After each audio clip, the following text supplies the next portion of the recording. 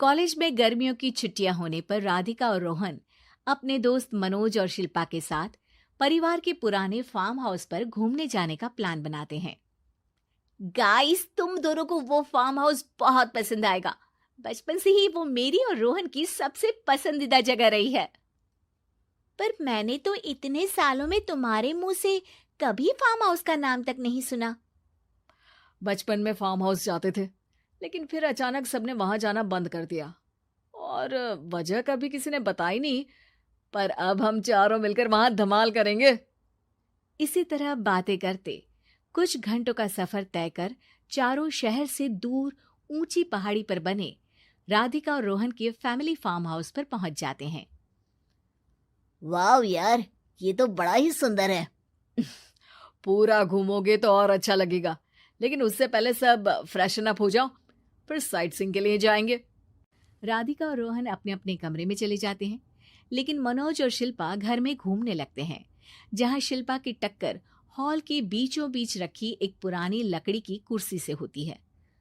आह, लग गई रे माता, इस कुर्सी को बीच में किसने रखा हुआ है? अरे तेरे स्वागत के लिए भूत ने रखा होगा। तुझे बात हंसी आ रही है? जब खुद टकराएगा तो पता चलेगा। हाँ ठीक है, पर अभी तो इसे साइड में रख दे।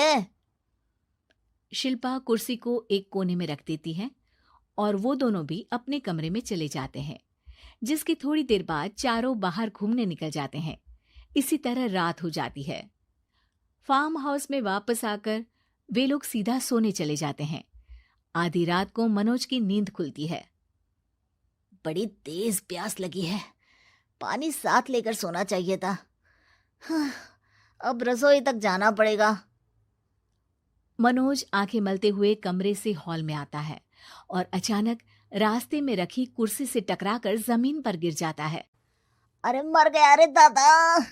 शिल्पा सही बोल रही थी, बड़ी तेज लगती है ये कुर्सी तो, पर इसे दोबारा बीच में किसने रखा? मनोज एक बार फिर उस लकड़ी की कुर्सी को कोने में रख पानी पीकर कमरे में चला जाता है। अगली सुबह जैसे ही चारों की नींद खुलती है तो उन्हें अपने बेड के पास साइड टेबल पर चाय का कप रखा मिलता है, जिसे देख वो खुशी खुशी चाय पीकर तैयार होकर कुछ देर बाद हॉल में मिलते हैं। थैंक यू यार राधिका, मुझे नहीं पता था कि तू इतनी अच्छी चाय बनाती है। वैसे मुझे उस बेड टी की बहुत जरूरत थी। ये और चाय, अरे इसे तो पानी तक उबालना नहीं आता। मतलब तूने हमारे लिए चाय बनाई क्या दोस्त? अरे चल पागल है क्या, इतना भी प्यार नहीं है मुझे कि तुम्हारे लिए बेड टी बनाऊं। चाय पर ये चर्चा करते हुए मनोज जैसे ही पीछे मुड़ता है तो एक बार फिर लकड़ी की पुरानी कुर्सी से टकराकर उस पर गिर जाता है। हाय रब्बा, अरे चाय छोड़ो, पहले ये बताओ कि इसे बार बार बीच में कौन रखता है? कल रात ही मैंने इसे साइड किया था। तुम पहले ये बताओ कि चाय किसने बनाई थी? सबकी बातों को कुछ देर ध्यान से सुनने के बाद राधिका हैरानी से कुर्सी की तरफ देखने लगती है। भूत दीदी। राधिका की बात सुन आपस में झगड़ रहे सारे दोस्त शांत हो जाते हैं। क्या बोला अभी तूने? अरे पर अब वो यहाँ कैसे हो सकती हैं? क्यों नहीं हो सकती? हमने यहाँ आना छोड़ा था, पर उन्होंने तो घर नहीं छोड़ा ना। और याद करो, ऐसे बेड के पास कप रखना और कुर्सी को कमरे के बीच में रखना, ये सब वही तो करती थी। ये तुम दोनों किसकी बात कर रहे हो? अरे जो भी हो, कुछ अच्छा तो बिल्कुल नहीं लगता।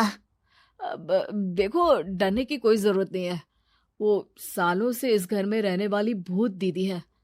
वो बचपन से ही हमारे यहाँ आने पर एक बड़ी बहन की तरह हम दोनों का ख्याल रखती हैं। ओए, पगला गया है क्या?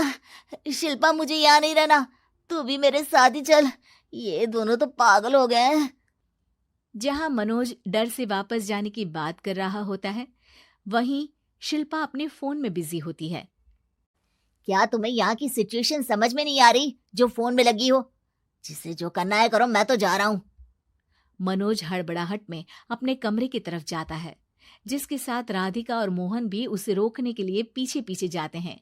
लेकिन शिल्पा वो तो अभी भी फोन में लगी रहती है। कुछ देर बाद जब वो तीनों दोबारा हॉल में वापस आते हैं तो शिल्पा को सबके पैक्ड बैग्स के साथ देखकर हैरान रह जाते हैं। ये सब क्या है शिल्पा? यहाँ हम इसे समझा रहे हैं और तुम हमारे बैग्स भी पैक कर कर लेकर आई। अरे आखिर में फोन से बाहर निकलकर कुछ किया तो सही इसने। दोस्तों देखो, कल से हम यहाँ हैं। भूत दीदी ने कुछ किया नहीं ना? फिर डर क्यों रहे हो? 4 दिन और रुकोगे तो पता चलेगा कि क्या होगा। मतलब? इस पर शिल्पा उन तीनों को फार्म हाउस से बाहर लाकर फोन में पुरानी न्यूज का आर्टिकल दिखाती है। सालों पहले यहाँ रह रही औरत ने अपने दोनों बच्चों को सुबह सुबह दूध में जहर पिलाकर मार दिया और फिर हॉल में उस कुर्सी पर खड़े होकर खुद भी फांसी लगा ली थी। तुम्हारी बातों से मुझे इस केस की याद आ गई। गूगल किया तो पता चला कि ये वही फार्म हाउस है। अभी भी यहाँ रहना चाहते हो जिससे कुछ दिनों में वो सबको थोड़ा थोड़ा जहर देकर मार दे? अरे पर ये दोनों तो बचपन से यहाँ आ रहे हैं, फिर इन्हें अभी तक कुछ क्यों नहीं हुआ? वो तो पापा बताते हैं कि हम आते थे। हाँ, और मुझे भी एक बार का ही याद है। वाह, और कहानियां तो ऐसे सुना रहे थे जैसे सदियों से यहीं रहते हो। तीनों ये बात कर ही रहे होते हैं कि अचानक फार्म हाउस में से एक आवाज सुनाई देती है। मैं यहाँ किसी को जिंदा नहीं रहने दूंगी, किसी को नहीं। बस ये सुनने की देर ही होती है कि चारों डर से कांपते हुए तुरंत कार में बैठकर वहां से भाग जाते हैं।